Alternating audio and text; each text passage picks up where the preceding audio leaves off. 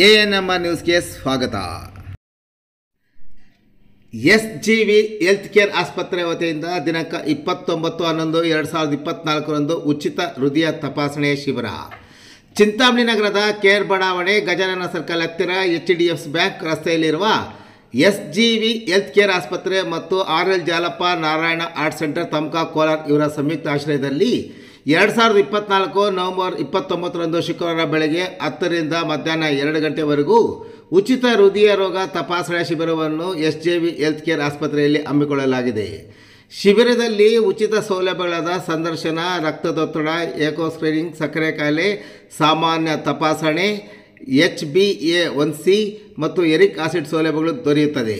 ಶಿಬಿರದಲ್ಲಿ ನಾರಾಯಣ ಹೃದಯಾಲಯದ cardiologist doctor Yashwant, consultant ಫಿಸಿಷಿಯನ್ಗಳಾದ ಡಾಕ್ಟರ್ ಪ್ರವಲ್ಲಿಕಾ ಜಿ ರೆಡ್ಡಿ ಮತ್ತು doctor Vinutha, clinical cardiologist doctor Kiran Kumar ಭಾಗವಹಿಸಲಿದ್ದಾರೆ.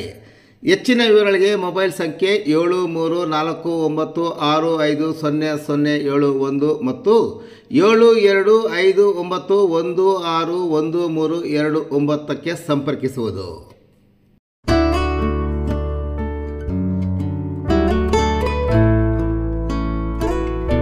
ಕೋಲಾರದಲ್ಲಿ ಅರಣ್ಯ ಇಲಾಖೆ ಅಧಿಕಾರಿಗಳು ಹಾಗೂ ಗ್ರಾಮಸ್ಥರ ಮಧ್ಯೆ ಗಲಾಟೆ.